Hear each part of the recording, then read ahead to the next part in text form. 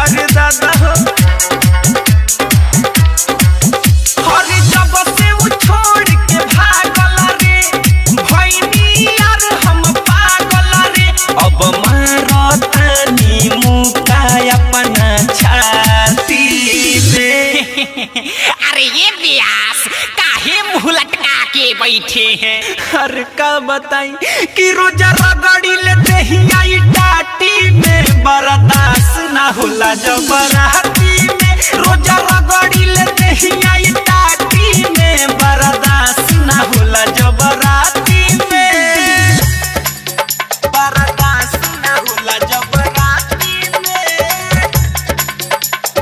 DJ विकास रीगा सीतामढ़ी।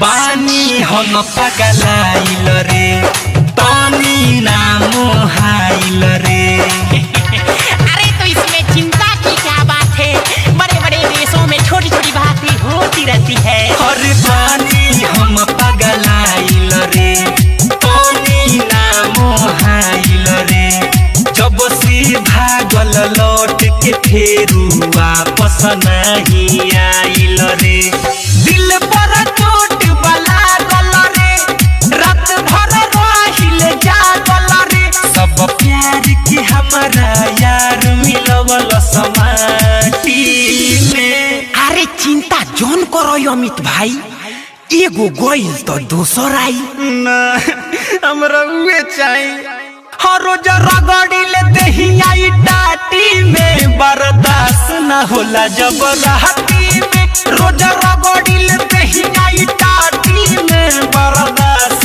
ना होला जब राती में टाटी में बर्दाश्त ना होला जब राती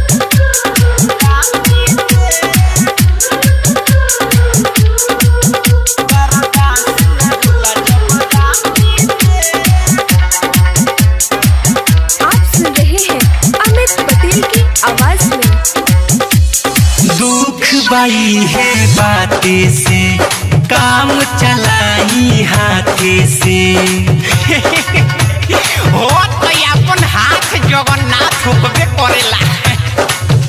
और दुख बाई है बातें से काम चलाई हाथे से बिन ओकरा हम जियब कैसे सोचतानी राते से सुतीले गोड़ थानी रे जात के हम सिरहानी रे बड़ी होला दर्द यरऊ हमारा काटी में। सोई के दर्द होला का वो हमर तनी तनी दुखाला। चुप साले कि रोजा रगड़ी लेते ही आई टाटी में बर्दाश्त ना होला जब राती में रोजा रगड़ी लेते ही आई टाटी में बर्दाश्त ना होला जब राती में जब से वो छोड़ के भागल रे भैनी यार हम पागल रे अब मारतानी मुका अपना छाती में।